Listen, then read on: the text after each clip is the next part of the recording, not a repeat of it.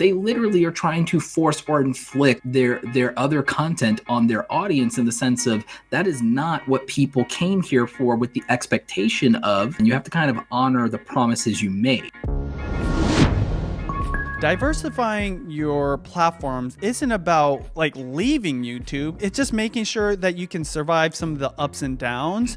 But I think the important point to isolate here is building a brand. When you build a brand, you can transfer that brand anywhere. And this is why it's important when you're creating your content, not just to think about the value you're giving to people, but you're always creating a brand. So how is it that you're going to set yourself apart? Because no matter what, you can go from YouTube to Facebook to Instagram. You can start a profile on LinkedIn, and people are going to know you for this one thing. And that brand is going to be able to survive beyond any kind of new platforms. And it's really important to build that brand every single day that you upload content, because that is what's going to build the relationship people have with you, that builds a trust, that creates the opportunities. Actually, I want to use you and Judy as an example. Thank you guys diversified your platform and created vehicles for different aspects of your life and your personalities, which is what a lot of people are reluctant to do. They try to force every variation of themselves down the audience's throat on a single platform and on a single channel. You know, when your wife Judy wanted to explore different aspects of herself and the life that you guys have built, you guys built multiple channels that have all been successful. And even you teamed up with your friend Sean, our good friend Sean Kennel, and you decided that you wanted to share the secrets of that success with the community. You didn't want to hoard it, but you knew that your current main channels were not a good vehicle for that message and for that value proposition. You didn't try to, force ice cream into a spaghetti shop, which is smart, but you have people who and I don't think they do it on purpose, but they literally are trying to force or inflict their other content on their audience, in the sense of that is not what people came here for with the expectation of. And just because you want to express that, you have to respect that maybe the audience doesn't want to consume that in this place at this time, because you set an expectation for them, and you have to kind of honor the promises you made.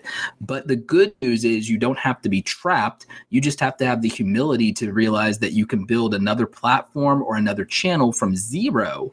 And it's not supposed to be some crucible. It's supposed to be an opportunity. It's not a punishment. The algorithm and the audience aren't punishing you and saying, stay in your lane, kiddo. It can feel that way, but it's only if you choose to look at the glass half empty instead of saying, I'm only in competition with myself, and that's fine. And I can build this other thing, and it gives me the ability to say, hey, if I want to focus on something else right now, I have a place for that. I have somewhere I can go. I can be this today. And because we're human beings, we're multifaceted.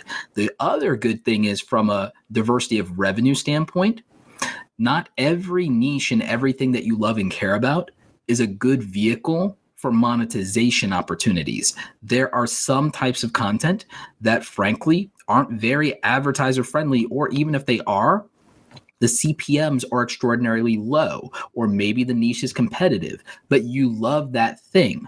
The good news is there might be something that you love as well, maybe a little less, and maybe it's not as sexy, but it's a really niche community, but maybe it's a more affluent niche community, and maybe it has more monetization opportunities.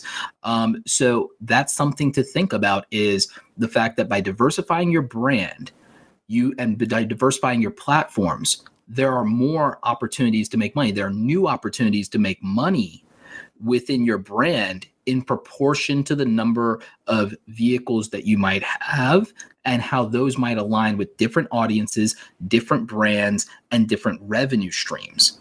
And I think that to ignore that, again, if you're a beginner, you don't have to do everything at once. And no, you don't start 3 channels and you don't do every social media platform.